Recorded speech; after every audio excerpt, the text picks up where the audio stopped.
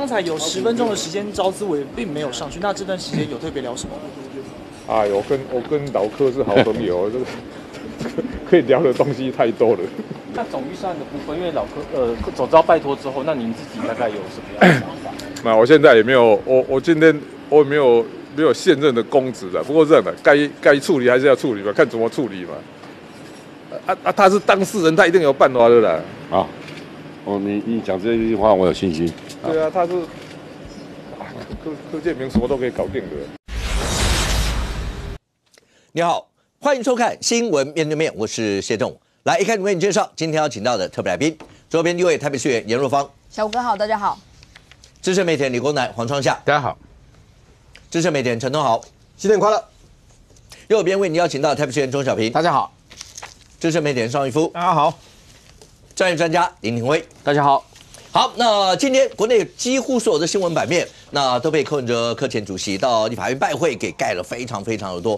当然大家还是会关心两岸之间，大家还是会关心劳工军演完以后，包括我们的军售案啊，到底该怎么样。但如果在柯文哲柯前主席拜会副总召两个人言谈之间，所有一切问题，那都需赖清德总统一个人身上。好，那当柯前主席到了立法院以后，国内未来政坛所有的焦点就摆在他身上了吗？2026、2028，甚或讲到2028，他没有讲死。只告诉你过了2026再说。那柯前主席、副总召所有相关的一些的画面，让你先看一下。来，其实今天台湾所有的问题呢，只在赖清德一念之间呢就结束了。那你为什么？昨天我昨天有看黄国昌在受访问的时候讲一句话：你赖清德先搞大罢免，现在才在怪人家搞弹劾。我跟你讲一个秘密，你知道哦？最近有一次傅昆萁来看我，他就用那种嘲笑的表情看我。哦，你对民进党还有期望啊？你还想跟他们合作啊？这个活血归来的柯文哲主席，谢后援车。不会了，不会了，愈来愈勇了。行政治啊，无排2-3条袂大尾啦，啊！创下国内所有的问题系于赖清德总统一念之间，而且到底柯文哲是活血归来，还是劫后余生、苟延残喘？我记得在大八本期间，有在这节目里面我讲过一句话：从地狱走出来的最可怕。然后现在柯文哲就告诉你，新年的时候他从地狱里面站出来了，所以呢，他今天没有骑脚踏车，他是坐了计程车，然后去到了立法院，因为新的一年度嘛，今天开始第一天上班嘛，要展现柯文哲的连带再度复活。你要看到是，先不要看他讲什么话，你要看座位，座位里面他坐在C位正中间，在跟民众党的立委的时候，还有他是在C位哦，正中间哦，然后呢，跟着那个国民党团的时候。其实你那个黄国昌，你不管叫主席也好，叫总召也好，你站在边边去，中间是我跟傅昆萁站在一起，一起的时候是我坐在最中间，所以整个柯文哲告诉你说，党主席是虚的，总召是虚的，我呢土城关了快1年，我的实质影响力才是真的。所以他今天是重新想要拿回他的实质影响力，而这个实质影响力的土壤在哪里呢？2026，台湾一定是继续的在非常强烈的对抗当中，因为要选举了嘛，启动各种选举嘛，然后在这种选举里面呢，整个社会还是会有持续的对垒。那我们从政治学来讲，叫仇恨动员，仇恨动员其实叫做社会分歧。社会分歧其实有很多时候不是跟你讲道理的，要找一个代理人，那柯文哲就是模拟喜欢抓，我现在已经在土城进修，对不对？我那个国昌可能还要再去进补嘛，对不对？我在土城进修，我出来了，我还怕什么呢？我那个，所以他现在就站这边，而且他要抢时间，在326之前100天向前冲刺，冲刺到一定的能量，成为这个社会对抗、社会对立，尤其是针对赖清德不满的人。他就是最强大的代言人，他的政治能量就在。所以他刚刚特别讲说，所有的问题都在赖清德这种一念之间。当这句话就把国内去年1整年的纷纷扰扰，全部都摆在赖清德身上。他其实昨天赖清德有讲话嘛，然后赖清德讲话，昨天制作人问我就说那个叫做赖清德讨伐蓝白立委的讨伐檄文嘛，对不对？那赖清德已经宣战，那现在呢，郑丽文呢回应不好嘛，傅崐萁回应也无力嘛，黄国昌那样子有点比较弱嘛，所以柯文哲直接出来，我就是跟着赖清德的对立面，站在赖清德的对立面，就是选对边。他其实在做这样的一个态势，所以他第一天就要站出来，站出来之后就直指赖清德，那直指赖清德，然后呢开始你看他直接挑了嘛，那赖清德昨天是在记者会的时候也有讲了弹劾的事情，然后呢说不要再内耗，他讲说你搞大罢免，他其实就是巩固那个跟赖清德的对立，他要成为赖清德对立面的最佳代言人，而且呢跟国民党继续喊价，所以齐凯嘉义市，然后黄国昌新北市，那你国民党有人比他有气势吗？有人比他像是破罐破摔，我什么都不在乎吗？然后这个情况之下，甚至连坐过牢，或者是犯还没有坐牢啦，待过看守所了，待过看守所，都变成是政治人物的一个那个标签，或者是勋章，这个时候一起冲下去，那冲下去，很多人一定骂他嘛，可是不重要，讨厌赖清德的人比较一下之后。我虽然对你很多东西不认同，但是你是我的代言人，这就是他的目的。OK， 来上工，麻烦听一下来。活血归来的柯文哲主席，最后有车了，不会了，不会了，愈来愈勇了。行政治啊，无排两三条袂大尾啦，啊。好，那为什么上工要表达意见？前让大家再看一下，就是副总要讲的那段话。上工，立法院跑了这么久，跟他劲敌，不背两三条不会大尾。哎，对不起，小兵，你身上背几条？没有，因为最后一条是他柯文哲跟我和解了。哎，那就下一次换个大尾的，好吧？而且那种诽谤啊，那种都不算，人家是经济的，对不对？是那个贪污治罪条例的，没有。就是下次换个大尾的，不是上工。原来走政治的逻辑是这个样啊？没有啊，你知道以前我们走政治里面看到有犯罪的就说有背几条的，会变大尾，基本上都是在比如说威权时代的抗争，抗争啊，走街头啦，那种政治的意涵，比如说什么以前刑法100条的，你像过去选举的时候，哎，你看那个选举的场合里面，突然有人挂那个李应元的面具啦，等等那一些，那一些都刑法100条黑名单那种政治犯，讲的是那种政治犯。结果我没想到炒股票啦，洗钱啦，违反证券交易法，也可以称之为犯几条变大尾。然后我也不晓得，贪污罪被起诉的也可以变大尾，这个在政治上面呢，以前呢，你只要是贪污啊什么被抓到，大家都是低着头很低调，希望打官司打到无罪。我不晓得年代变了，经济犯也可以昂首说走政治没有几条，然后这个政治犯也可以，那个贪污犯也可以昂首的大步走，这在政坛上面，以前看不到的，那以前甚少看到。比方说以前在立法院比较之前的年代，有那个煤炭的啦，涉及到煤炭买卖的，涉及到柏油买卖的立委一被侦办几乎都很低调，几乎能不接受访问就不接受访问，能够低低调调的走进一场就走进一场，但现在不是现在。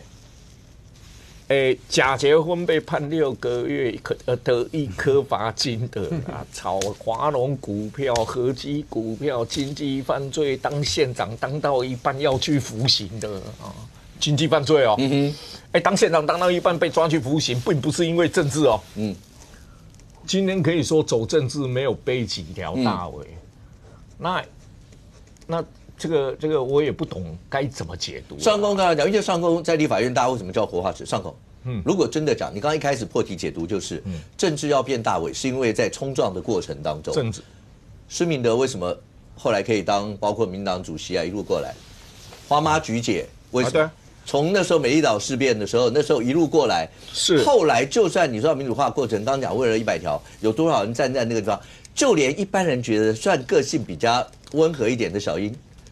那时候不是陈云林还是什么那时候来台的时候，在战车上面，后来那个也是什么集邮法啦，所有那些移送嘛。一般大家讲政治要背个几条，应该逻辑上照您刚才讲，应该是在这一块。你看，许信良啊，黄信介啊，好，后面你注意看，变比较大尾的没有犯罪，但是在那个戒严时期。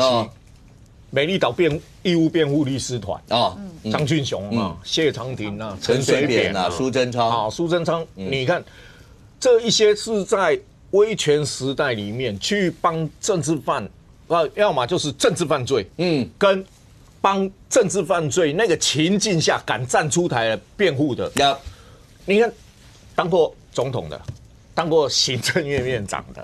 当过党主席的，你看李应元当初黑民党当过行政院秘书长，后面当过党秘书长，那黄信介辈分不讲，等等一堆，你看这一些人当初叱咤风云的时候，在政坛叱咤风云的时候，都是因为政治，不然你会接到他电话。吕秀莲，对，不要提的，对，很重要。电话告诉我，我拒绝。有他的电话吗？告诉我一下。然后最有趣的一件事，你说站在那边哦，我们在讲一句话啊，在安排座位上面哦。主人做主桌的主位合理吗？合理啊，傅昆萁嘛，当然，他们今天是党团要选举，党团大会选举，他们进去拜会嘛，主人是傅昆萁嘛，你看他的，我们都知道右为大，左为二嘛，坐他右手边的是柯文哲嘛，你注意在看拍照做排座位的时候，旁边的还有叫黄国昌从这边移到那边去，有没有拉了他一下，叫他往那边走，有没有？所以你看得出来，今天这个场合，不管傅昆萁讲什么，柯文哲讲什么，其实主要还是柯文哲的面子。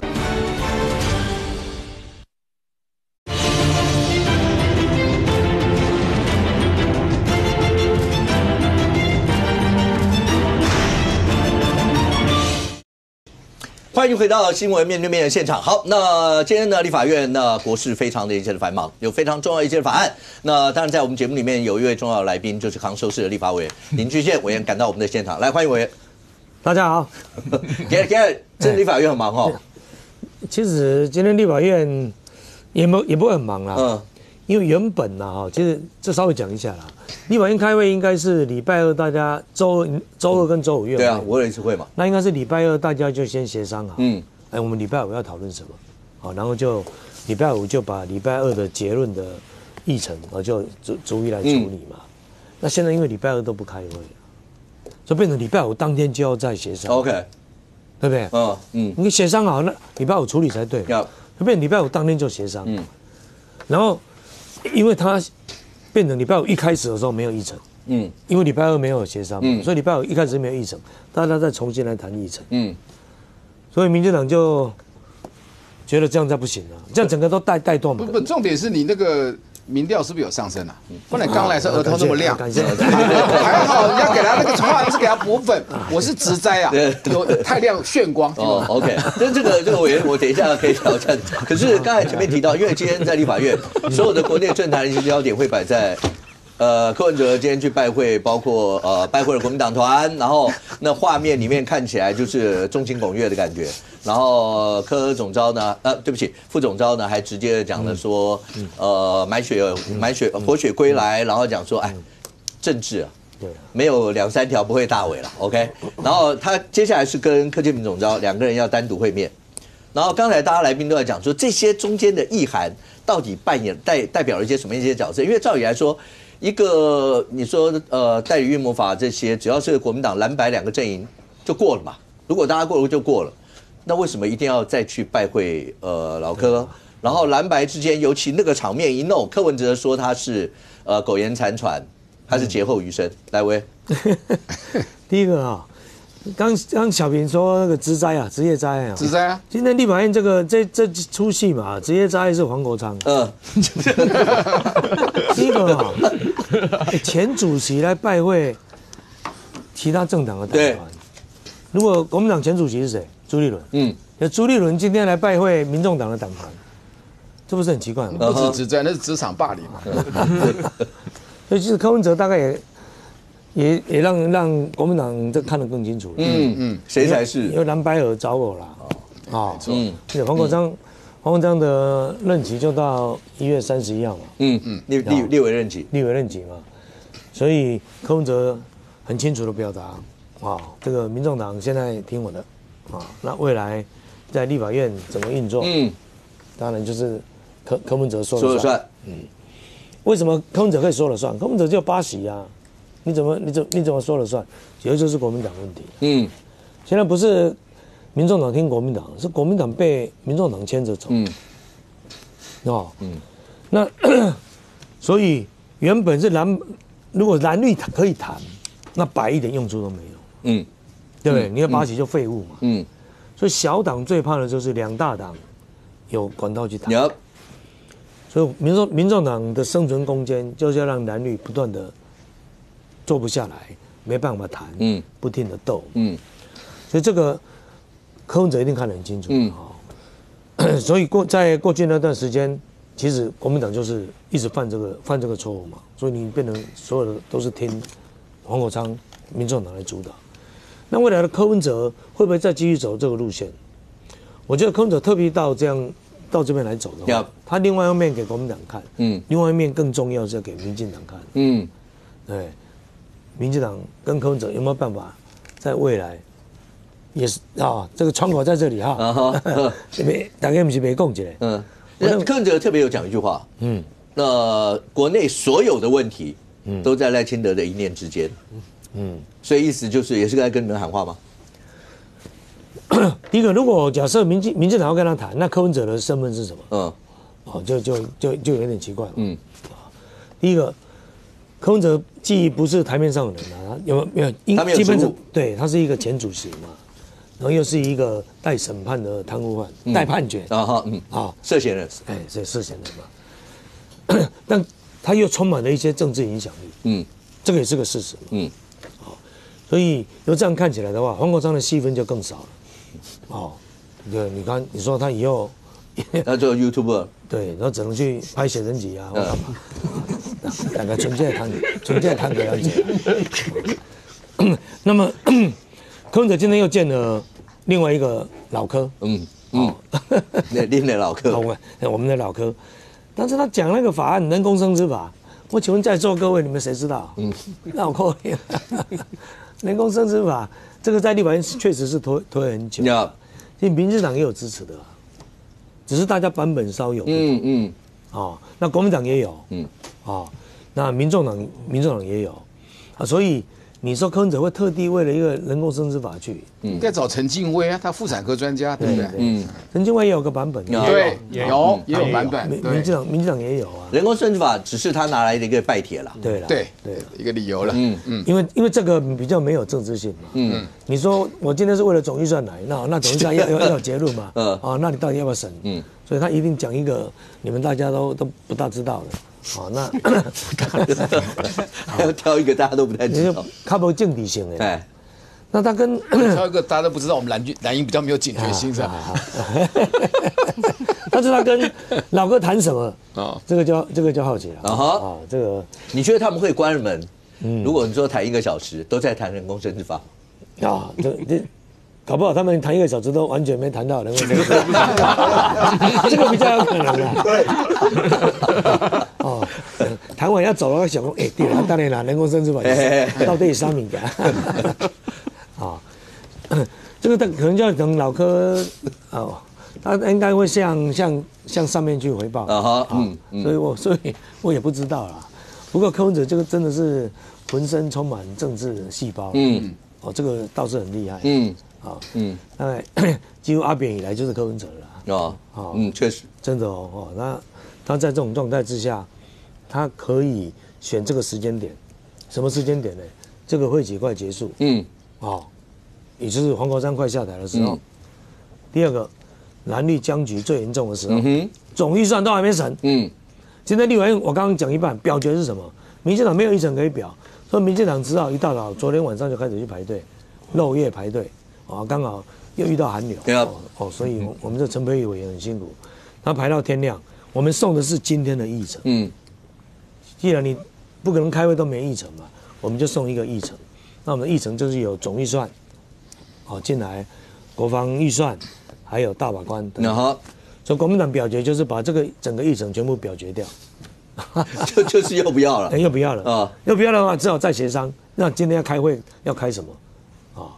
所以才表决，有第一个表决这个嘛，第二个就表决谴责吴钊燮，延会谴责吴钊燮，一整个礼拜五就是为了表决吴钊燮，谴责吴钊燮，所以整个意识都完全瘫痪的状态下，柯文哲出现坦白讲，他有时候也可以引诱到一些绿营的一个心态，安内刚才当个柯文哲共，就对，大家不需要僵成这样，柯文哲这边是很重要的一块。柯文哲那里来，我在盖一公话嘛，对不对？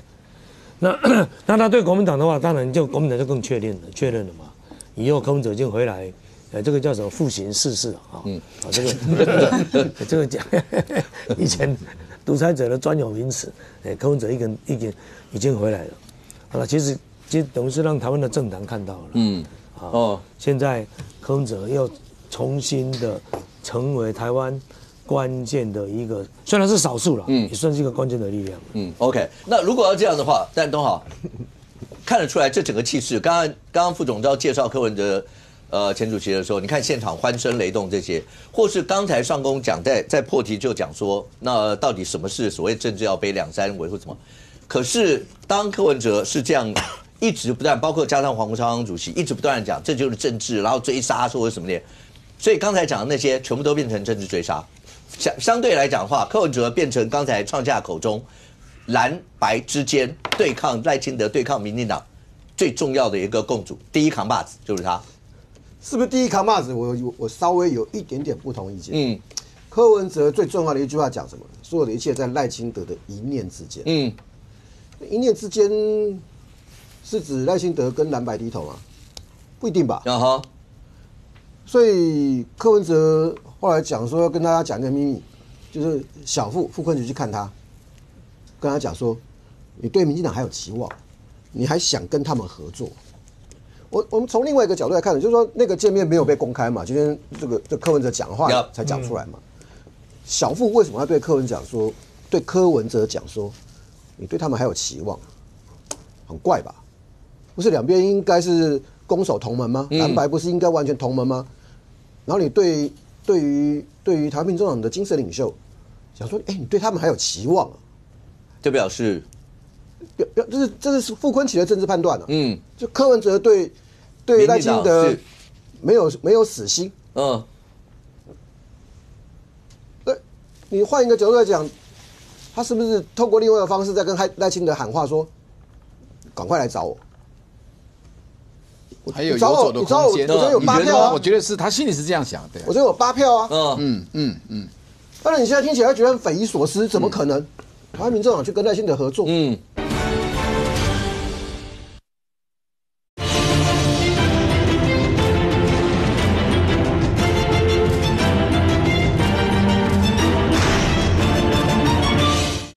当然你现在听起来觉得很匪夷所思，怎么可能？台湾民众党去跟赖清德合作？能不能走到那一步，谁晓得？我也不晓得。但是正常来讲，不会这样子讲，因为赖清德已经无路可退了。好了，可是政治有时候这样无路可退的时候，也许才会有转折啊。只是说柯文哲怎么跟赖清德谈？赖清德敢找柯文哲吗？因为2024年那一场立法院政务议长的选举，赖清德他们民进党这边也被修理的够惨了吧？所有中间人那几个老医生，全部被黄国昌用的淋漓尽致。中间区间，东华先不要讲2024那个，对，像陈友新医师他们那些，那个时候是在木栅山上的一个农会啊，然后不是柯文哲黄成国、陈明文，对，后来不是也大大露在大家面前，那种一般都应该算是政坛大家所谓的密会型。好不好？那件事情最神奇的一件事是还被跟拍，不是？当初黄成国约的，当天晚上3个人还一起吃饭哦，林锡耀、那个陈明文跟什么？还在问黄成国到底约在哪里哦？黄成国不讲哦，是吃完饭就叫他们上车哦，是就一路开到木栅农会的时候停下来，他们才知道约的是木栅农会哦。既然那一个会完讨论到一半，柯文哲先走，3个人在里面，一出来3个人被拍，周刊在外面，那他们就疑惑了。消息怎么传出去的？对，大家没有办法证实。你讲的太客气。第一时间没有任何人有疑惑，都知道心里面都知道怎么回事。好，那你再回来看老柯，我讲的老柯是柯建铭，柯建铭干嘛要单独跟柯文哲谈？没有黄国昌。所以后面会怎么样？我说实在不知道。但是我个人觉得从陈佩琪的脸书一路下来。他们已经对赖清德喊话好几次，那要转机是不是真的在赖清德一念之间？还真的是，所以你的解读，所谓赖清德一念之间，是指赖清德敢，如果赖清德敢跟柯文哲接触的话，当然这是涉及的赖清德敢不敢？那你今天柯文哲跟柯建铭2个人私底下谈什么？出了门，他会不会跟黄国昌讲？会，可是会不会全部告诉黄国昌？不会。那黄国昌会不会讲出来？会，就是这个。好，但问题是，那没讲的部分呢？没讲的部分，对，你就说他会全盘全部都讲吗？不会。所以我自己在听他讲的时候，我会觉得很怪的，就是说，你不需要一直跟赖清德讲在一念之间。那林院长被柯文哲卖过几次，就涉及到他还敢不敢跟你接触？因为连陈永新那次算黄国昌的啊。就连陈永新都被卖了嘛？那因为赖清德这边是他非常敬重的医界前辈，两边都是双方非常敬重的人，这样子还可以搞成那样子。好，但是如果谈的对象不是黄国昌的时候呢，那就涉及到今年到底柯文哲对台湾民众的话语权、决定权可以到多大？可以到多大？因为2月1号以后是7上7下嘛，是，然后黄国昌也不是立委，但是更关键的是326了。因为对柯文哲他念兹在兹的还是土城，因为今天有一个很怪的事情，我刚才是看到中时电子报，邵秀佩跟黄锦豹被延长禁管8个月，他们的禁管是上次延长上次也是8个月，然后刚好到1月结束，然后我们都知道326就要宣判，那邵秀佩跟黄锦豹是重要的证人，但是我觉得他不算是重要的被告。那你说邵秀佩还在台北市政府服务，他会跑吗？那因为这是检察官申请，合议庭裁准这个讯号，这个讯号对326，我会把那个判刑的东西的那个比重，我会往上调。如果326判下来不如柯文哲的预期，那他又会怎么样？所以我觉得柯文哲就是从去年啊，因为现在是2025年底的时候，陈佩琪的脸书就一直在喊话，我的解读就是喊话赖清德来找我。OK， 所以后面要再看一下。东豪刚才讲的那个延长禁管的那些，在实务判断上，因为东豪跑太久司法上，在司法上面这些，所以你想想看，如果你是个法官，觉得这个案子如果我新政完。那你们会判很轻，或是没有根本不判，因为他不是重要被告。对，那我为什么一定要尽管你拉到8个月，再拉到8个月？因为拉到8月，现在是1月，要到9月，对，9月初。为什么要这样？这一般实务判断上，所以东豪会说他会把那个不利因素会往上加一点，好吧？那这只是在做判断。那最后当然要看最后法院跟判决，可是。黄章跟柯文哲之间能够2个人水乳交融，然后能够2个人心意相念，毫无间隙到这种地步吗？当柯文哲跟柯建铭2个人单独会，我不知道这就是老柯，姜是老的辣的另外一环。当2个人单独会完以后，柯文哲会原封不动把所有内容跟黄国昌讲吗？还是他已经讲了，但黄国昌会相信你跟我讲的都是全部吗？这中间都没有任何一点其他你们两个之间的吗？因为有太多的一些的曾经发生过的一些事情，那两个人真的能相信成这样子吗？但是廷威刚才讲柯文哲是他自己讲说哦，因为刚刚听到嘛，他讲说是老傅有一天找他的时候讲到了那件事，说什么他还怀疑他说你还要跟民进党合作，这是从他自己嘴巴讲的哦，别人讲出来就算了，他为什么要从他自己嘴巴讲出来以后，让东豪觉得说，哎，不是，感觉上你会让傅昆萁都在怀疑你是不是有要跟人家合作？为什么他自己要讲这个？陈佩琪最近一连串的脸书上面，他们家很苦很惨，被民进党、被颜若芳他们害成是这个样子，然后包括副的还有钟小平来，主要是小平哥啊，因为他是说民进党，你告发了几双？柯文哲那个四庄，他会被大伟跟小平有关系，就是你。对，然后讲这么惨，然后负债几千万，还要去找工作。哦，就是被告的是大伟，告人家是谁喊的？对，是不是？对啊，人家是要背几条，不是告几条。告没有什么看起来，好不好？看起来柯文哲还是没有改变他个人他本来的本性啊，他常常就把人家的这种过程当中呢，给他曝光出来哦。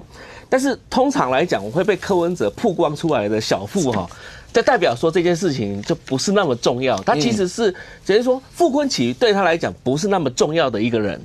重要的是，他要透过傅昆萁这样的一个嘴脸呢，来告诉大家说，哦，原来他本来是有在跟民进党在谈合作的，所以他其实告诉外面的是说，是他是跟民进党谈合作，因为大家会认为说，你已经是被民进党破坏那么深的一个政治犯的概念，当然他是贪污的被起诉嘛，但是你问题是不是有在谈这个事情哈？外面的风风雨雨都在传，今天真的是透过柯文哲的嘴巴证实说，真的有在谈合作这件事情。好，那问题是什么？他又抛出了一句话，叫做“仁者以大事小，智者以小事大”，对不对？那什么叫仁者？什么叫智者？他不是自己说是智商最高的吗？那智商最高的话，以小事大，他要怎么事大？然后仁者以大事小，那赖清德是仁者吗？我不晓得哈，就是说柯文哲的眼光当中可能认为他是仁者，所以要以大事小。那以大事小的情况之下，就代表说，是不是他的这些官司来讲的话，应该要好好处理一下，因为还有一点时间嘛。这时间来讲，可能又就压在3月嘛，对不对？好了，那问题是说，在3月之前。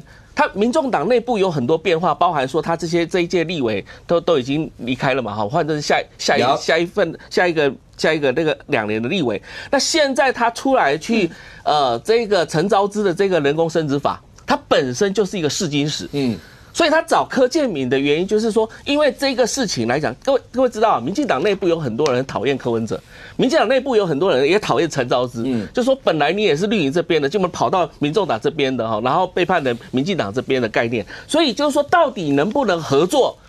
人工生殖法就是一个试金石，如果这件事情能够谈成的话。那当然就是顺风顺水啊，就往后跑了嘛。但如果没有的话，不好意思哦，可能柯文哲他现在已经在预示了，就是说他有可能会撕毁这一切。什么叫撕毁这一切？你表面上看起来他告诉大家说他在跟民进党谈合作，但事实上他一讲出来之后，可能就会破局了。那一破局的情况之下，那接下来民众党跟民进党没办法去谈合作，因为有人会跳出来骂说，赖清德主席你怎么可以去跟柯文哲合作呢？就民进党内部会有这样一派的人跑出来嘛？那这时候这样子东西曝光之后，就没办法破局了嘛？那破局之后就走不下去了嘛？走不下去之后呢？这个所以我都认为说可能柯文哲谈到现在来讲的话，可能谈的不是那么顺利。中间可能有很多东西没办法去双方有一些相互的交换筹码之类的。那这时候可能他抛出来的不是，当然傅来讲的话，那不是重点，重点是说他告诉大家他在谈跟民进党合作，但是一曝光之后，基本上就破局了。我认为就破局了。所以接下来有可能也没有所谓的绿白合作的可能性了。这他本来绿白合作是有机会的哦，但是在他这样子公开讲出来之后，麻烦了。问题就因为大嘴巴，但不晓得他是不晓得是大嘴巴还是刻意的去讲出来。好了，但是从这个场合看起来讲的话，事实上就可以显示柯文哲回过头来整个主导民众党，这个是未来的一个迹象的。黄国昌已经排除掉了。你觉得柯家真的现在这么惨了吗？柯家对，不知道陈佩琪讲说被民进党民党为什么只会害人？然后那他们家因为这个官司已经负债几千万，那他连退休金都赔进去了，然后现在要去找工作啊这些。那他小孩到国外回来啊？他小孩在国外不用花钱吗？小孩资产在国外的这些部分可以变卖掉啊，可以汇回来就卖惨才接近秋香的唐伯虎，是不是？看过没有？然后再来唐伯虎是打小强，对，打小强。五哥，当医生退休，商办还没卖哦，对，4300万是嘛？那当医生退休金也是不错的啊。所以我的意思是说，他其实家产有很多，在很多地方，他看要不要处理而已啊。他喊哭穷的原因是因为现在现金没有，但是资产有啊，你可以变卖啊，你可以卖现金啊，对不对？所以其实这个事情来讲的话，很多大家都看得非常清楚了哈。但陈佩琪哭穷哈，其实也有人提到说，他是不是现在又可能会被民众党提名啊？要找工作嘛，对不对？柯文哲说他要找工作嘛，那到底会不会出来选台北市长啊？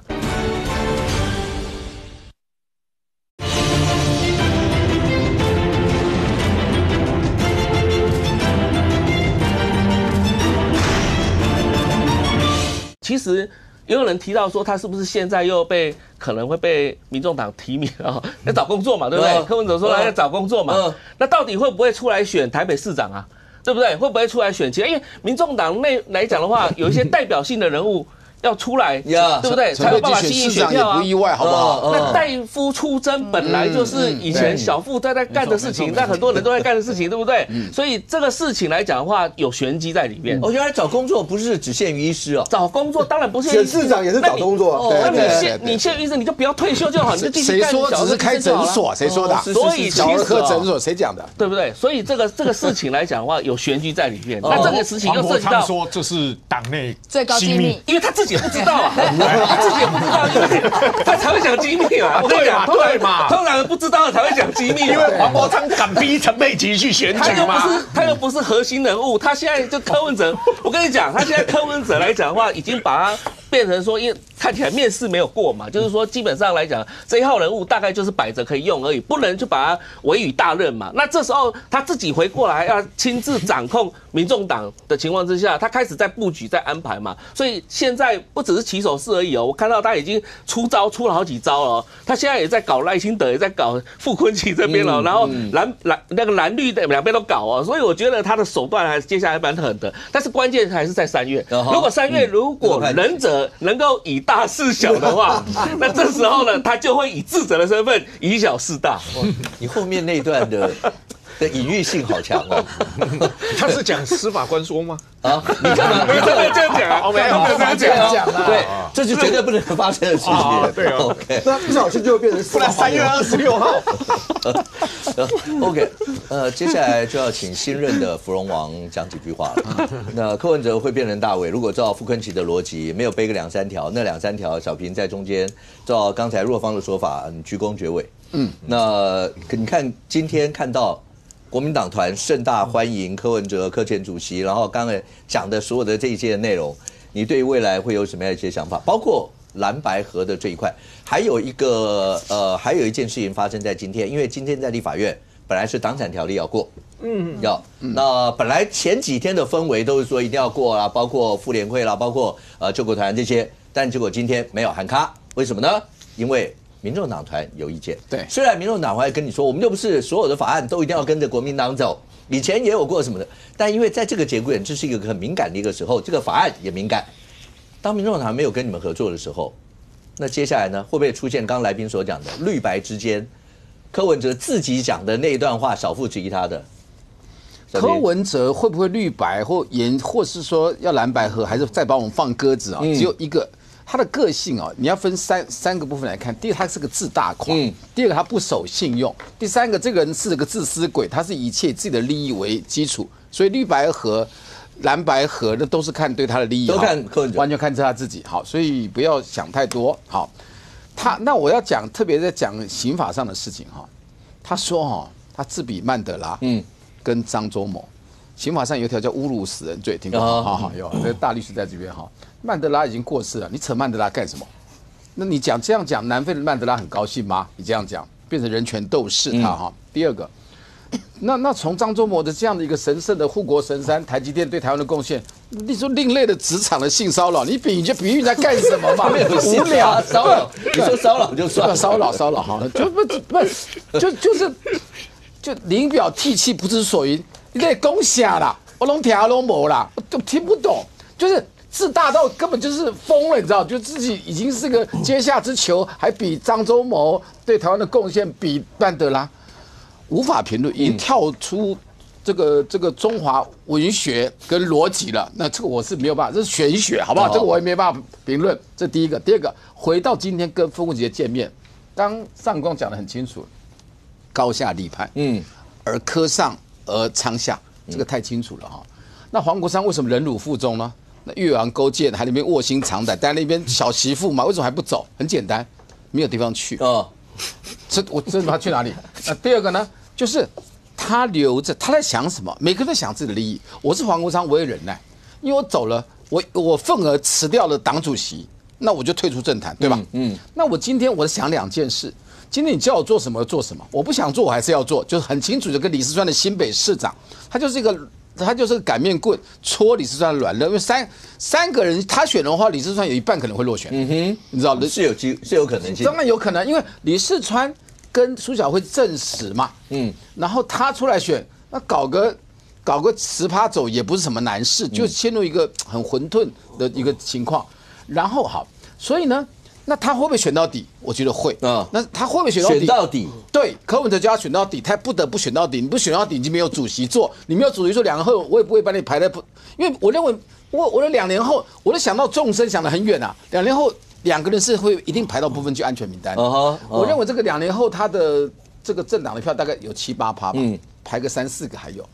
第1名黄国昌，第2名陈佩琪。我认为是一定会这样排，排自己真的难看嘛。所以还有他这2年还是主席，还有4年可以做立委。所以这个是还是很，所以黄国昌也只能忍耐嘛哈。然后傅昆萁，你看傅昆萁跟柯文哲的态度，你就知道，就是叫什么叫柯复合，这是非常清楚了。黄国昌是完全边缘。好，那老 K 他又讲了一句话，叫赖清德的一念之间。请问什么叫一念之间？刚刚东豪的解读是说，大家可以眉来眼去，讨来爱慕一下，是不是这个一念之间？还是你放弃一边一国，不要引起两岸的波涛，叫一念之间？一念之间总有从统独到我们政党的合作都可以谈，所以他没有说死。那我也在这边在你的节目反问一下柯文哲，卢秀燕的2028的总统之位也在柯文哲的一念之间。对，因为他今天没有说死哦。啊，对，就是一念之间。他说2026以后再看2028。他今天如果这个宣判很重要，326 10年以，我认为会判10年以上，把它重判。然后这个5年跟6年的政治现金跟公益侵占公益款，可能5年6年判成2年3年，就总28变20，但那个最大条那个主干呐，那个10年以上，我认为还是会判的。对，所以我认为他是不能选总统。那不能选总统的话，蓝白才有得谈。他可以选总统，我跟你讲啊。全部人都被他玩死，我跟你讲，蓝军。请问你乌克兰的例子哈，乌克兰为什么败掉？你这听那个美国的建议说啊，把那个核子武器弄掉，你本来世界上第5大核武，那你有原来苏联体系里面那个核弹啊，所有那些其实有很多都是在乌克兰，部署在乌克兰。那你今天如果你还没有拿到那些核子弹头，然后美国跟俄国敢打你吗？那美国。你会送美国的计吗？所以今天就是出250总统啊，叫泽伦斯基，对不对？所以才让国家那么惨。同样的，那个是前面的，那个不是核武，跟泽伦斯基没有关系，跟泽伦斯基没有关系。好，对，我们要把时间拉到苏联解体的这个时候，对，就很早。好，那再拉回来，那请问一下，今天请问我们跟老共是不是1敌1哦？任何谈判对象都一样。请问我们跟白，特别是跟柯文哲，我觉得黄国昌比起来比他可爱多了，至少人家说对我们比较友善，还讲话有信用。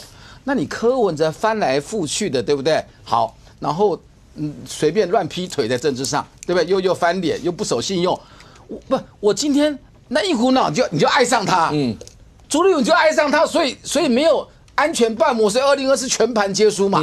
那现在回到2028跟2026，请问你怎么跟他和？怎么谈？万一你跟他谈了，他又给你放鸽子，给你酒里下毒，给你弄10箱软金伞，你国民党如何自处？你们有没有想过啊？不，我今天跟你谈，对，大家最直接的逻辑是觉得柯文哲，然后包括这1年对他来说，他觉得是非常冤枉，然后他觉得是政治追杀什么什么，所以他们你说有人用恨这个字啊，恨民进党，恨赖清德或者什么，所以可是从你刚刚的字里行间，他就算再怎么恨他们，可是对蓝营。因为照理来说，大家会觉得如果这么恨，那就跟蓝营尽量合作，想尽办法2028扳倒民进党，扳倒赖清德。可你刚刚自己行间会觉得，不见得一定会这样。不见得，他恨赖清德，他更看不得国民党能够胜利啊。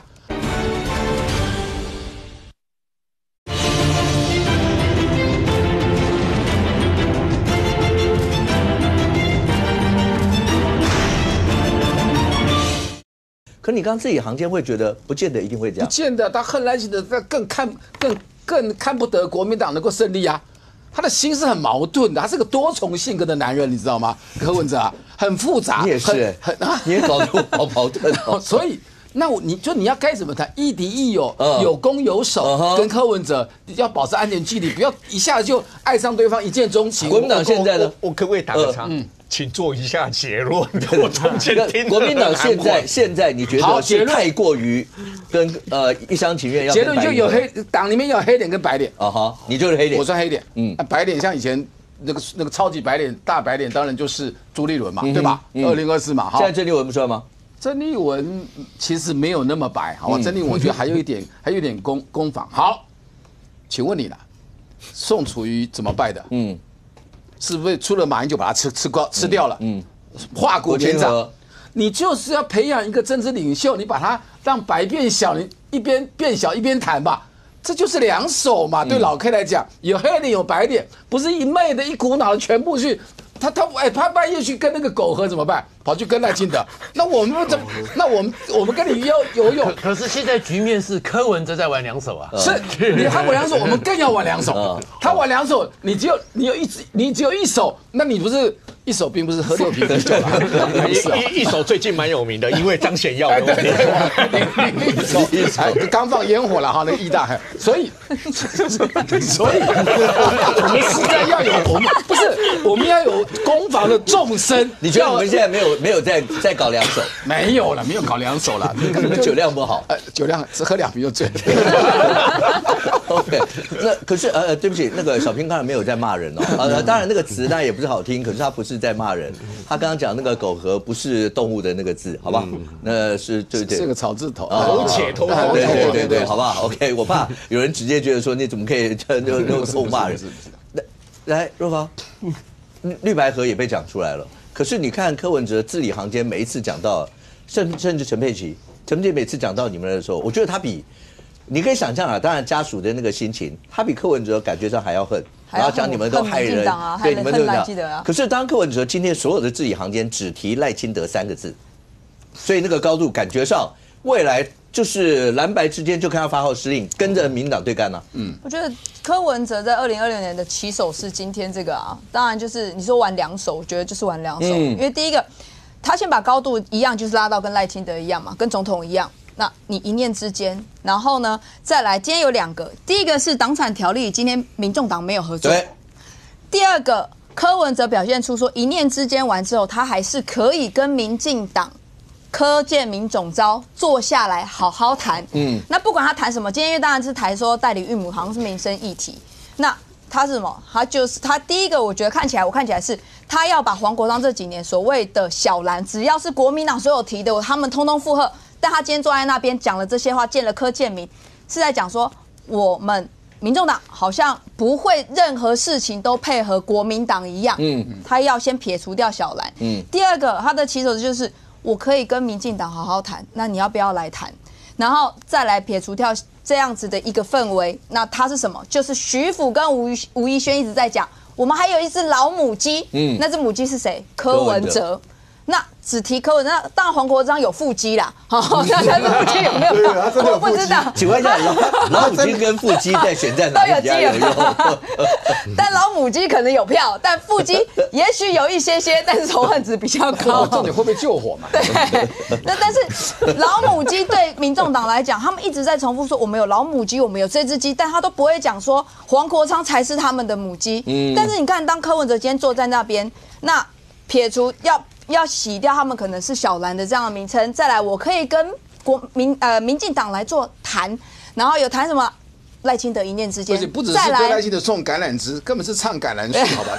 这情绪唱一唱的嘛，是太夸张了，有这首歌吗？太伤心的篮球，有啦，你有没有联系啊？这个橄榄树，不要问我从哪里来。哦，这个体育的，抱歉，你看，你不能因为中小平讲的你都不知道，而且年轻人这样。小平叔，不好意思，年代真的不一样，叫小平叔了，他没有叫小平伯就不错了。不要叫橄榄哥，尊称，我们叫苏就好了，叫苏就好了。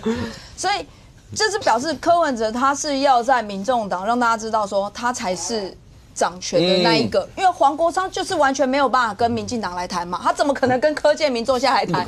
怎么可能去谈民生法案？那黄国昌过去这几年的表现。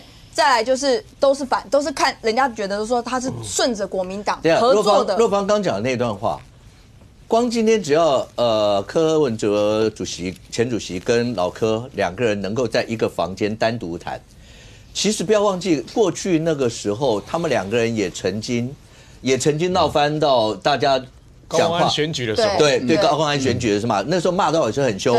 那但是两个人能够关在一个房间里面讲话。这就表示我不知道柯建铭大概也要凸显，或柯文哲要凸显，他就是可以跟黄国昌是不一样的处理模式。就像刚刚来宾讲，如果柯建铭跟黄国昌两个人关在一个房间，没有出来的时候，可能有一个要躺，对，就看谁出来嘛。对，那个叫自由搏击。对，那个根本不相当嘛，一个几岁，一个几岁，对，一个有腹肌，一个有拐杖。对，可是因为大家讲的就不一样有暗器。对啊，可是政坛讲的就是。总是要想办法看怎么合纵连横，大家能够怎么样谈嘛？尤其是在柯文哲在创立民众党的时候，他是说要制衡或者是监督蓝绿，他是第三政党。那他就要把这样子的一个核心拉回来，告诉民众党说，他其实才是可以坐下来谈，告诉民进党，也告诉国民党，不是什么东西，如果他未来长起来，不是什么东西都是要顺着国民党来讲。那民进党要不要来谈？那你国民党要不要来谈？我也可以让你的党产条例不过啊。那民进党我的民生案件、民生条例，我也可以让你过啊。他就是又把他拉回来，中间好像是他们所谓的这个，我不想讲新政治啊，就是所谓的第三政党这样子的一个角色。然后再来另外一个关键就是，如果他选总统，就跟你们谈好了啦。没有，2026先选好再说啦。他的官司先看一下啦。326才能知道228。对，如果10年以下的话，又要选的话，就是跟你们谈好了啦。而且另外一个重点就是，2月1号的民众党的7席不分区立委是没有这是全换。全换的时候，这些人仍然都还是柯文哲所提名的人。那这些柯文哲所提名的人。未来就是走向是什么？是不是要合作，跟国民党合作，还是跟民进党来合作？我可不可以这样讲？2月1号以后，民众党立院党团的实际党团的总召，是不是柯文哲？当然是啊，对啊，当然是啊。虽然他什么 title 都没有，所以就是他也不是主席，也不是总召，收押的时候，实质影响力就正。请问你邓小平有职务吗？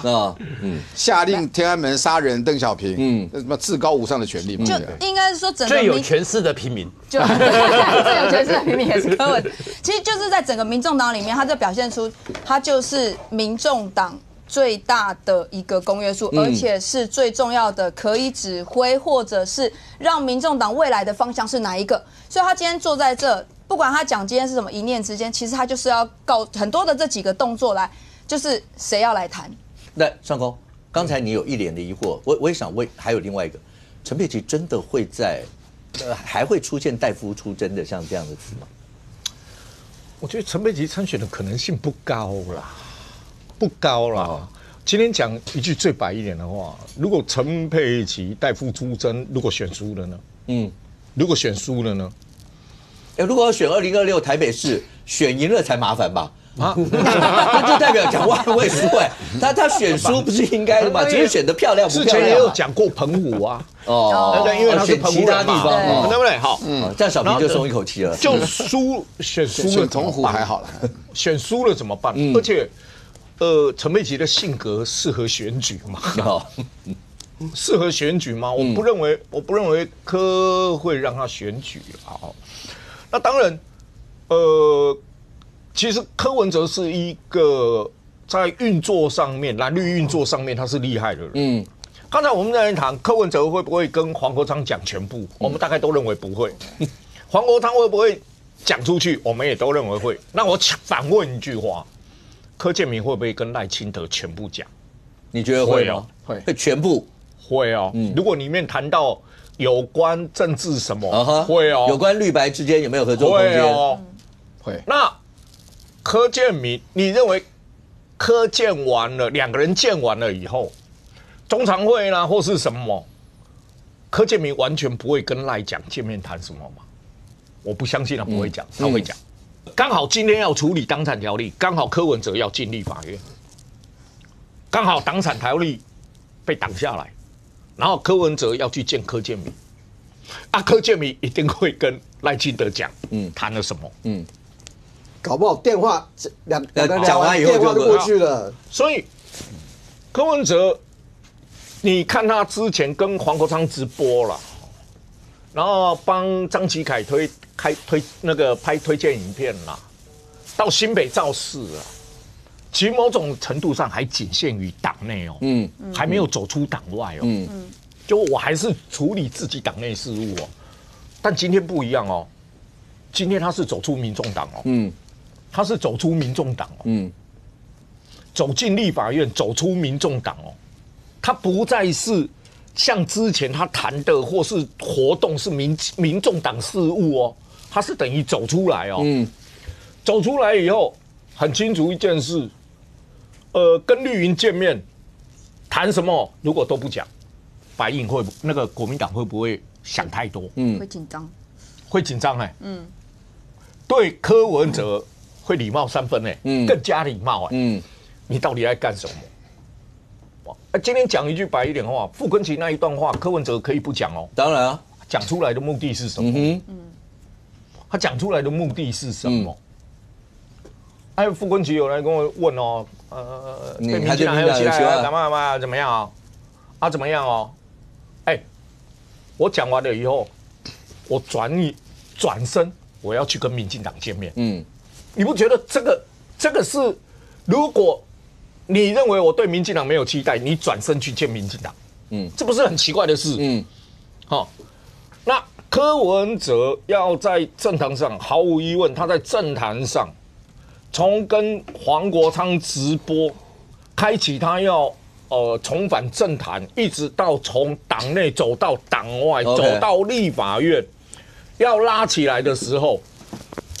我不认为他会让陈佩琪选举，他不会让。那我问一句话：如果陈佩琪选举，所有的媒体会不会全部往陈佩琪那边移？会。柯文哲要不要去帮陈佩琪？会。那全部都会往外那边移嘛？对不对？都会往那边移。如果请全力，结果有闪失，柯文哲也会受伤柯文哲也会受伤所以我不认为陈佩琪会是民众党2026的候选人。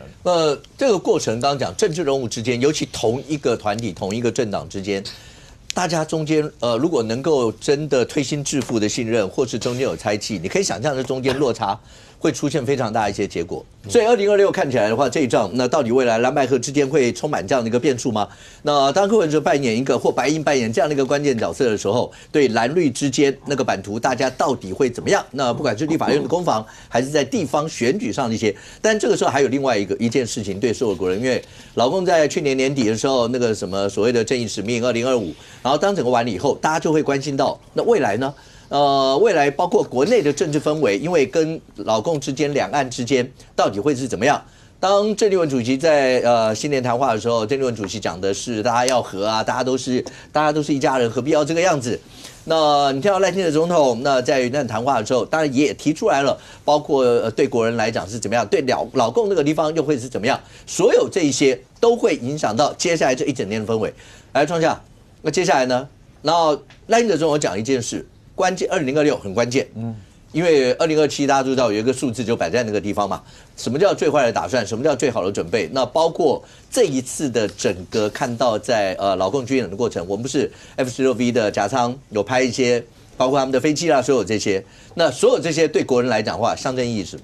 基本上呢，其实现在大家就在讲的就是美国，不是2025中国军力报告吗？里面讲了4个攻台的方法，所以现在这2天的一个军演，很多人都说，哎呀，炸鱼啊，雷声大雨点小啊。可是如果你去比对美国去研究讲的4个攻台，通通有预演到，所以包含是最近27枚火箭弹，对，然后距离20海里，多空多方立体的进逼台湾各地，封锁要港。其实都有做到，所以确确实实，中国呢，是不是2027真的能够达到他们能够攻台的能力？那当然了，美国认为说还在努力，而且这方向前进。那但是呢，因为40个上将现在只剩6个，所以他们有没有这个，当然大家也会去迟疑。可是这方面确确实实有压力，所以其实另外一个方面就是为什么欧盟赶快急着讲话？因为大家就觉得。你会看到这一次出来的一个船只或什么的，世界50%的航运就在这边，是确实是事实。所以就如果真的被围，不是我们的事，对，全世界大家都有船要从这过，连法国这种经常还跟中国勾勾搭搭的国家都出来讲话，确确实实有问题。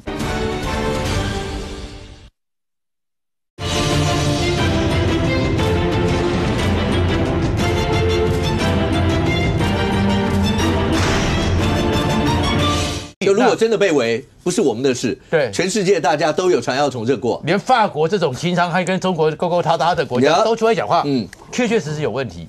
但是这时候就是台湾的自我防卫意志，所以都会出来了。然后韦克尔就是那个参议会军事委员会，还特别先发脸书，希望台湾各党派不要再内耗，没有时间了。那没有时间这句话，赖清德在讲话的时候也一开始就讲，开宗明义就没有时间了。但是没有时间里面就是好1.25兆句，那1.25兆里面呢，大家其实有些东西我们会从这次军演看到是很重要的，就给大家看这张照片。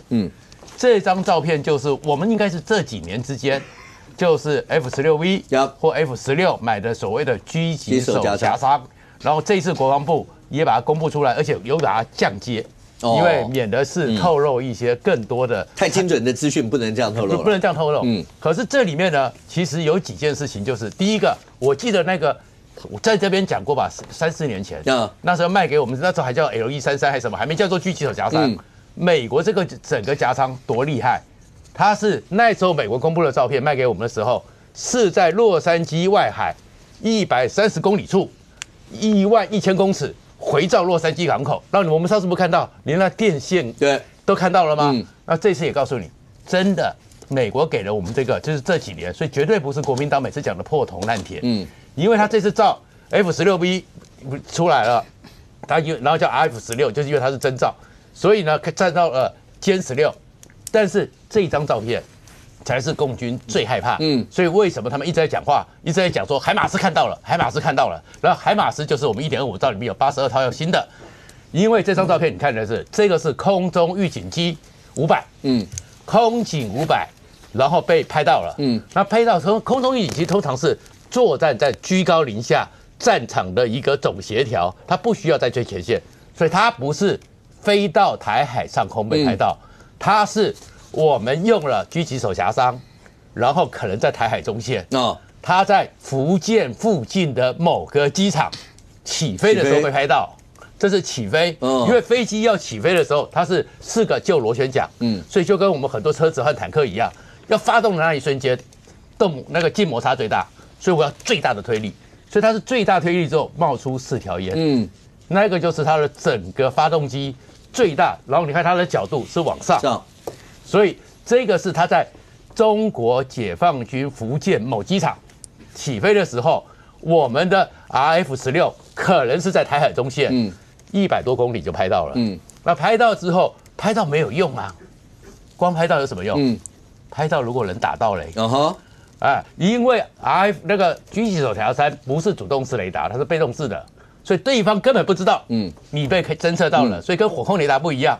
然后再过来，如果拍得到，那如果你在起飞的时候，源头打击就把你打下来，源头打击就把你机场给轰掉了。那接下来就是了，为什么82套海马斯这么重要？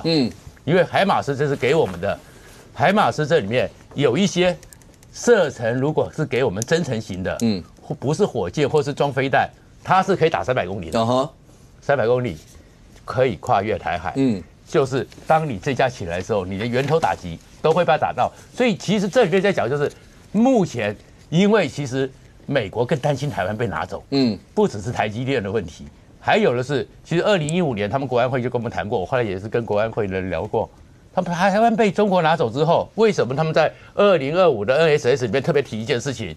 第一岛链会突穿第二岛链，花莲甲山基地，进驻苏凯30，花莲那边下面是沿岸，有那么多的洞穴，做了核子动力潜艇的那个半潜式或那个全潜式的那个核子动力潜艇的基地，船坞，直接出去之后，第二岛链都全没了，所以现在就是解放军有这个意图。有这个企图，然后美国也给了我们这些武器，但是呢，台湾呢还在不审。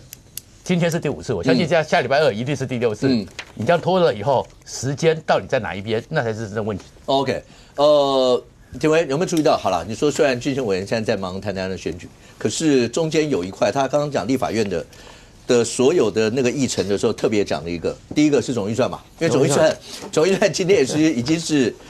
1月2号，今天总预算都还没动。对，然后第二个连副委都还没有。第二个当然就讲到国防预算，特别预算。所以国防预算这一块，为什么这一次你看到不管是赖政府的或是绿营的，一直不断的要强调，那这一波美国的那个100多亿的那个预算有多重要啦，或者什么这些。然后甚或讲，海马斯看起来在老共这一次的演习，显然他是视为眼中钉，那也表示另外一个角度来讲，它确实会有一些的作用。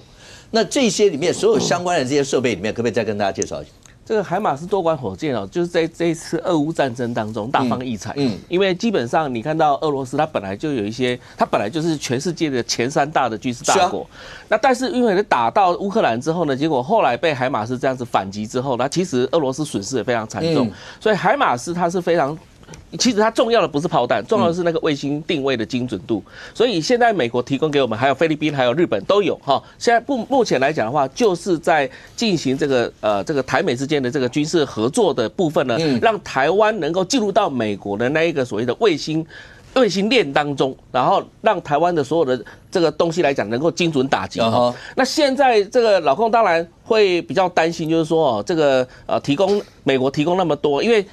川普他现在第2次的这个军售是111亿美元嘛，这当中来讲的话，有很多的这东西来讲的话，基本上可以提升台湾的防卫能力啊。比如说里面，当然我们之前来讲的话 ，MLA2T 早就已经有些到位了哈。然后之后来讲的话，像这个所谓的帕拉丁自走炮哈，这些东西来讲也会未来。那当然海马斯多管火箭现在数量也不够啊，所以也会增加。但是关键就在于说当然演习的12月31号那一天结束的时候呢，美国又发布了另外第3波的这个所谓的军售台湾了哈。那个就涉及到我们要针对歼20跟歼35的这种隐形战机的一个我们讲说所谓的这个夹舱的这个系统啊，就是这个所谓的歼系统啊。那不管怎么样哈，就是说我们可以看到，因为这个东部战区发布的那几份文宣当中，其中有一张照片，大家有没有注意到？它飞弹打过来之后，就打到那个绿区啊，每一只都是这个所谓的绿色的这个区啊，那其中在台北可能最大只啊，他可能认为是赖清德了哈。那不管怎么样啊，飞弹打过来怎么可能只有打到绿区而已？对不对？蓝营也会被打到啊。所以现在其实台湾关键就是卡在立法院的这一个。我们讲说，第一个赖清德提的这个特别预算的部分啊，然后还有当然接下来总预算。那我一直在强调一件事情啊，我们关键不是说通过这些预算之后，我们能不能买得到那另外一回事哦。关键是你连拿出一个所谓的定金的预付款，然后去跟人家叫价的机会都没有。然后大家也不要以为说我们现在跟美国买的东西都是破铜烂铁，或者是所谓的二手货、库存货、清仓，没有。现在美国来讲的话，它的军火库来讲的话，都是需要现在的供应商还有军火商启动他们的新的这个所谓的供应链的系统，不断的在制造啊。因为俄乌战争打掉很多东西啊，所以现在关键就是说，我们今天来讲必须要赶快跟其他国家抢单，你知道吗？因为其他国家也会害怕，像菲律宾也会害怕说中共对他怎么样。那我今天如果我国防预算没有过的话，我怎么去国防部门怎么敢去跟人家去谈这个所谓的军购这一块？那你定金都没有的话，那你怎么去跟人家下定？那到时候排不到的话，你怎么办呢？所以其实这件事情来讲的话，我觉得国民党可能现在因为郑丽文他一直想要在明年的时候上半年的时候。先到北京访问嘛，再到华府，对，今年上半年的时候就到北京访问，再到华府，他的态度已经非常显明了嘛。那你怎么可能到北京访问之前，然后让这个绿营能够合作通过这个国防预算？所以他一定要有一个投名状的一个东西嘛。那所以我才觉得可恶的地方在这里。这时候如果说你今天国防预算被耽搁了，很多东西来讲没办法去下订单的时候，你的订单完全是延后的呢。那你对台湾来讲的话，2026、2027、2028都是空窗期的时候怎么办呢？所以今天这个当然紧张的不是只有我们而已，紧张也包含美国了哈。那这我觉得如果到最后演变成这种地步来讲的话，你国民党会不会到最后变成是一个台湾历史上的罪人？这个我觉得其实还蛮严重的。小平，这对国民党来讲，刚才廷慧用到一个投名状，我们的国防预算会是郑丽文要去跟习近平有没有政协会的投名状，会变成这么严重吗？尤其演习这一段，那加上预算会不会被挡？它两相摆在一起的时候，老百姓感受会被。这是个大灾问，而且状况不清楚。然后刚廷慧讲说要去抢武器，这个也是事实。对啊。可是我们给了6500亿美金，6500亿台币，然后没有拿到武器也是事实，就是这是一个黑洞，没有人搞得清楚，这怎么就无解的很麻烦。第二个，然后请问你东吴大学那场的演讲，郑丽文主席到东吴大学我觉得那个学生啊，那个副教授啊，那都偏绿无所谓的。其实东吴这几年本来就比较偏绿了，那郑丽文也没在怕，反正这些都考古题嘛，对，就那些题目嘛。郑丽文讲出来互不隶属，我不晓得后续老共的国台办那边有没有掀起波涛？就是习近平今天不见习近平，他不会去了。不在北京，他也不会去了。大家讲得够清楚了。好，那互不隶属会不会变成老共考虑他去不去的一个原因？这一。那第二个呢？那讲了互不隶属以后，当然郑丽文还是比较偏统派，愿意多讲一些叫一个中国的原则啊等等那如果老共如果灵活到还愿意见他，那就是国民党露脸的时候所以这个事情，这个大灾问是很复杂的东西。好，那再拉回来呢，国防就是我们现在碰到国防预算跟见不见会被拉到连结吗？国防预算见不见？我觉得因为你刚刚听廷辉还有很多绿营的朋友都会把这个摆在，就我们建议摆在连结。我同意，我们回到武器1.25兆的武器了我建议就是挡了5次了嘛，程序委员会，你就让他进来，因为过的不是预算，对，是条例，是特别条例，对，因为这是举债去买的这些台湾之盾等让他进来再实质审查，就我今天看民调像举例说我讲2个大的民调，中间选民在很冷静的看你蓝绿2个党，知道，加上柯文哲缴获就更乱了政坛今天那个就是不附属是50%反对行政院长，35%赞成，可是到了军公教又是50%认为就该继续砍，35%认为就停砍，就是还有个强大的15%来回摆荡30%的中间选民。那我们国民党难题是什么？你知道吗？只要出去中间选民比较不支持的案子，但却有7%5%的国民党支持，却有5%的白支持。那你要顾基本盘还是顾中间？你顾中间基本盘不见了，你顾基本盘中间没有了。你顾中间基本盘会不见吗？对，怕不见。我这样讲，我怕不见。那你顾基本盘，顾中间怕基本盘掉了，那还叫基本盘吗？对啊，对，所以那我在你节目再一次的讲其实最不怕中间，最不怕基本盘不见是谁？对，是郑丽文。那基本盘太强大了，他比较右边嘛，他的战斗力对，所以其实如果郑主席想清楚了，就是举例说，他原旦不是也有谈话吗？他说大家要递橄榄枝啊什么。好，如果郑丽文去跟傅昆萁商量，因为党团还是很强大，去商量，说就第6次让他进来。你去郑丽文，我们的国民党多很多中间选票，当然实质审查最后怎么审的是国防的专业的，再说。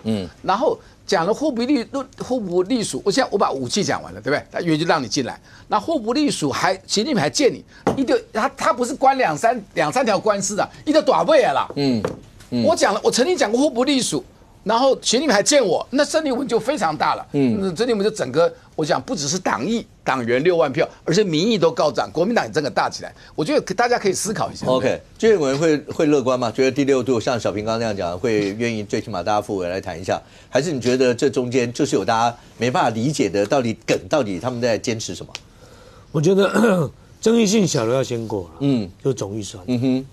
今天柯文哲去拜会的时候，根据那个谈15分钟嘛，柯董召有提到了，说他有跟柯文哲讲总预算，那柯文哲好像是也好像也有同意了，确实因为总预算是关系到我们国内自己地方建设也好，民生福利也好，这是我们自己连国家能够运转最基本的，你总预算你凭什么把它挡到现在？如果照您刚刚那样讲，老柯出来讲这一段话的话，等于如果要是绿白之间对总预算有共识的话。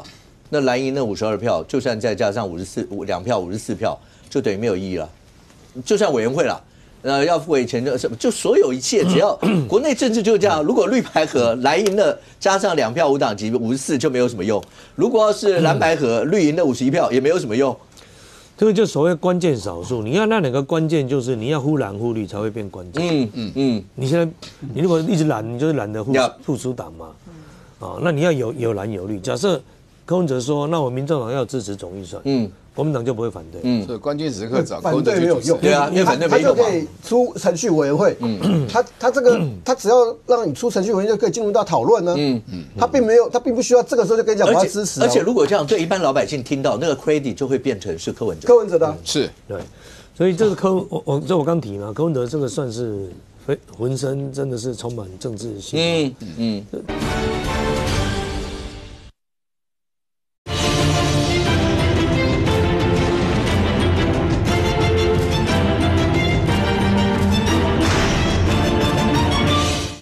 柯文哲这个算是浑身真的是充满政治性。这比黄国昌强多了。你今天已经讲了很多次黄国昌的职灾了。你一比较是韦余度打败消防员。OK 好，一比较一下就知道了。但我比较悲观的是国防预算。国防预算也可能从头到尾挡到消失不见了。消失不见。国民党干过这种事情。马英九当年怎么挡掉前建预算的？他挡了好像60几次，69次嘛，让他没办法进入挡了2年程序委员会，挡到后来这笔钱他自己当总统，当然就消失不见。国民党也可能一直挡，赖清德任都不给你通过。而且我对总预算悲观的原因是，郑丽文好像很早以前根本还不知道总预算是什么样的规模，什么都不清楚的时候，他就说他要反对那个特别预算。中共也讲要反对特别预算，这个才是最让人担心的啦。共产党也很清楚的表达，他认为他希望国民党应该要把这个发挥一定的这个力量，要把这个国防特别预算要挡下来。刚才没有提到一个啦，说我们付了几千亿，然后武器没有给，基本上武器是分阶段性付款的。你做到多少，我去验可以，我再给你钱。所以美方如果要拖的话，那你也会影响到我们付款嘛？你还没做，我不可能给你钱。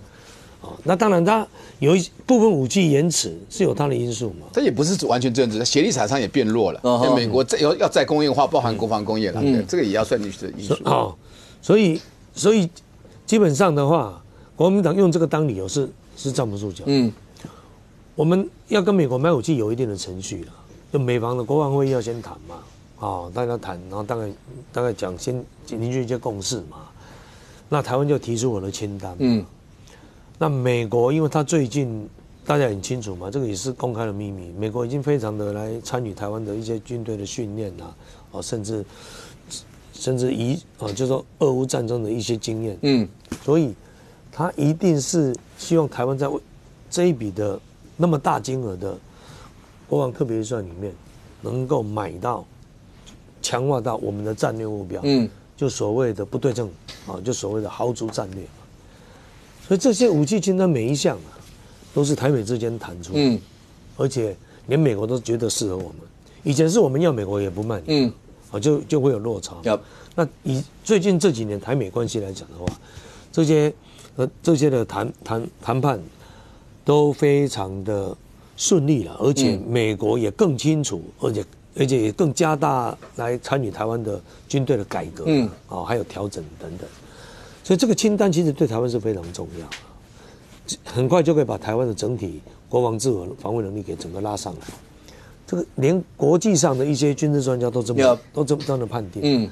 有里面最重要的大概就是所谓的一些，简单讲就是网络了，电子作战方面的，尤其那种整合性的。那基本上这一套美国没有自己很亲密的伙伴，他是不会卖给你。因为他也担心那些机密万一要是外露或什么。对，因为他几乎把战场上所有的东西都全部串联在一起了。因为打仗已经进化到这样一个程度了啦。你一个单兵、一台坦克车、一台战斗机、一枚火炮，所有的资讯全部可以，指挥官都可以来综合了一个研判。那这套系统，就台湾来讲，我认为是过去我们所一直拿不到，也是台湾所欠缺的了。那国民党你要挡国防预算，那你就要让他进来，你才可以说哪些武器不适合了。他现在又不敢背负一个挡国防预算的这个罪名，那干脆就不让你进来立法院。如果你进来立法院，那国防部才会提出，那我要买哪些东西。所以像那个洪华昌讲的什么只有2张，1张 A4 的纸就要1兆多，不是这样子。那1-2张 A4 纸是那个特别条例，特别条例本来就只有1-2张纸那不是废话。那特别条例通过以后，好，那再根据特别条例开始编预算，要买哪些东西。那个就是我有非常详细的资料嘛。那如果国民党对于你党国防预算那么有信心，你觉得这个是乱花钱，台湾不需要，就让他进来啊。你才可以展现你在野党真的是有尽到你监督的能力和责任嘛。因为你现在不是啊，你现在随便找个理由，什么上次买的武器还没有到家，对不对？欧北垂这理由你就把这些整笔的国防预算特别预算给挡掉。我认为第一个武器不是今天买，可能下个月、明年就送。它有时候必须要有一定的交货期限，当然还有训练时间对不对？那你只要稍微挡一个会期，对于我们达到我们希望的自我防卫目标的提升，可能一拖就是几年。那台湾没有这样时间再浪费了。OK， 我认为这是一个重点。所以国民党，如果你是一个你说你是一个制度性的政党，你是像郑丽文讲的我们都自己人那内部大家要和解，还是你国民党就是听共产党指挥的？我认为这个国防特别预算就是一个最好的一个指标了。OK， 若方对国内今年来讲，那个政治氛围会乐观吗？因为政院主席一直在讲说，大家都是一家人大家不要有仇恨希望今年一切都能够和谐啦，什么类似这些。可是习近平喊话的时候，他喊的是什么祖国统一那个势不可挡类似像这样的一些情形。那我们国内呢，刚讲那个政治的氛围，你自己未来看会怎么样？我觉得应该先讲国民党现在一直在讲说要和解那就是要回归宪政秩序是真的在破坏宪政秩序的。从立法院看起来，其实就是国民党一直在破坏我们的宪政秩序因为你知道，国民党我觉得如果他们有 guts， 就直接说，我觉得台湾就是不需要国防武器，不要买。我觉得你就直接讲。但是他们讲了现在非常多，刚刚俊宪委员有讲到，他们用了一大堆理由，什么2张纸啦这个预算很多去了，武器还没来啦，甚至他讲说，要不然就是赖清德来国情报告来被质询用了很多理由。大家还记不记得前阵子国民党党这个不是党，就是在抹黑军购这样的事情，就讲说坐马桶的都可以去什么标售军购。我跟你讲，要补充一下，这个是很严重问题因为当时我们在做那个飞弹的防护罩，对，你不能用金属，你要用陶瓷，要4000度，所以那一家他现在做的那个装甲还卖给英国。没错，因为你知道国民党，因为我那天才看到这个一个朋友，他在国民党的地方群组上，他就拿给我看，他们就直接做了一张图卡，做马桶还可以去标军购，然后公关公司还可以去买什么美国，他就做了一张图卡，然后丢出来，然后下面还说这样的这个军购不会有黑箱吗？他去做一张图卡，在地方上狂传，所以你看他们用先抹黑，然后因为被这个厂商告了之后，他们现在立委都闭嘴，可是地方狂传，然后现在他们也讲说啊，这2张纸而已。我觉得他们是用双方的夹攻，让人民觉得说军购是黑箱，所以国民党现在挡军购是因为这个国防预算，是因为怕这个钱乱花。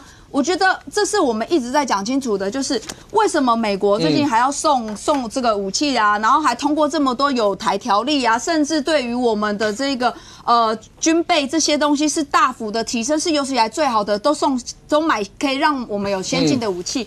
我觉得这些其实都在的告诉我们的民众说，是因为中共对于台湾的威胁、武力的扩张，而且威胁是不断，但是国民党却在台湾内部一直在唱衰或者是附和中国。我觉得在地方上的氛围及民众的氛围，其实有一派就是会觉得，真的对于国防上的预算是有质疑的，因为他们看到这个样子的预算，我觉得这是要讲清楚的。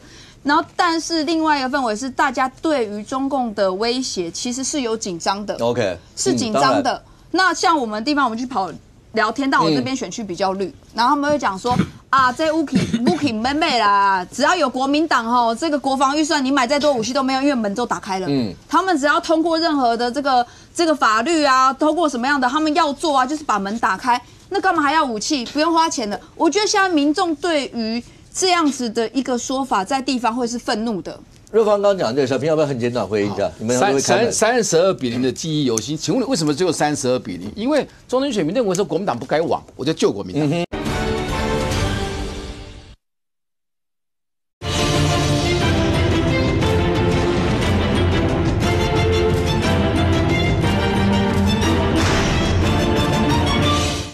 32-0的记忆犹新，请问为什么只有32-0？因为中间选民认为说国民党不该亡，我就救国民党，也不见得要救哪个立委，而不希望民进党独大，而有另外一个大党在第一大在野党灭掉，一个制衡的概念，一个制衡概念。第二个，请问你啊，我们讲最近常流行讲政治的 ABC 叫权力分立，第一件事的权力分立，宪法法庭很重要吧？大法官的会议多重要？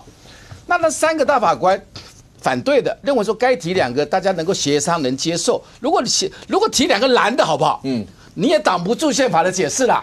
可是愿意提2个蓝的吗？提2个蓝的，国民党不会让他过吗？蓝白，这个都是在其的一念之间，在宪法上一念之间。第一件，我现在讲中间选民他愿意走的方向。第二个，那权力分立好，然后再回到讲买武器，1.25兆武器不是我们已经国库空虚了，要。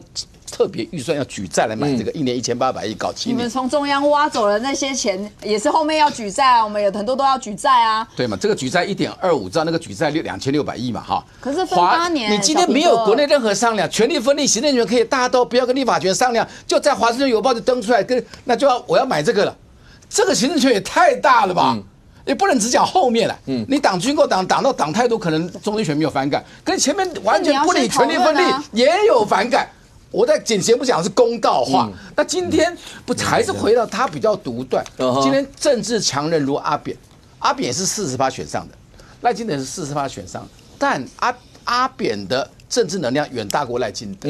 那他那个时候也是很惨烈打的，对不对？我们是叫做那是225席的，那叫亲民党跟国民党。好，也有妥协的艺术，现在是没有了，两边都没有了。那都没有火车对撞，那就看老百姓支持谁嘛。娟我要很简短。小平说没有什么提蓝的，当然很难分辨一个人是蓝或绿的。不要像尤伯祥绿成那样了，中间也可以。我跟你讲，又没有写在脸上，但是有确实特别的找几位过去还是有一些痕迹嘛，比较偏向国民党阵营，提出来的还是一样被否决。公平会啦、NCC 啦、大法官一样全部干掉了。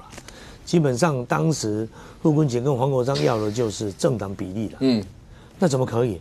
那你这样权责反而就不分了嘛。OK， 那如果执行的不好，那到底算在野党的责任还是执政党责任？比如说他就是要希望这些提名的人选要按照政党比例来，这怎么行？再来第二个，国库没有空虚了，政府每一年都税季剩余，所以我们才可以不断的减税。就是把免税额越提越高嘛。今年2026提高到64万了，你月薪赚5万啊，你是不用缴任何税金。年轻人刚出社会，你要一下子就赚5万也不容易。但你放心，你免税。OK， 而且到达64万以后，有估算有48%，将近一半的薪水阶级免缴税。马英九时代，你一个月赚2万5，你就要缴税。所以国家为什么可以不断减税？就是我国家有钱了嘛，我把经济的成长来跟民众共享，我不需要那么多税，所以我把你们的免税额提高。那国家呢，如果真的要举债，刚刚小平提到的，就是因为你财阀把它乱搞。你不要干中央，那你要把中央钱乱挖走，好也可以。那有钱中央办的事情，你地方要负责。这样才合理啊。OK， 你要通过一个条款说，原本中央补助地方的不能少。那中央还要另外再给地方钱，所以我想我们讲话大家还是有一定理性，还是有一定的逻辑啦，所以基本上我再提最后一个问题啦，国防预算特别预算我为什么悲观？那就是郑丽文想不想去见习近平？你想去见习近平，你国民党死都一定会把特别预算给卡死嘛，怎么可能会让你进到立法院来？来，董好，来最后1分钟。1.25预算当然跟这个郑丽文能不能见到习近平有关的，因为在1.25预算在那个美国有《纽约时报》那个单广告出来的时候，国台办第一时间告诉人说这叫赖清德是吧以美谋独啊，所以这个事情跟国民党是没办法谈的，那国民党根本不会让他出委员会，关键还真的是柯文哲，只要柯文哲民众党那8票同意他出委员会。我们就可以去谈这个条例跟后面的预算到底编得好不好。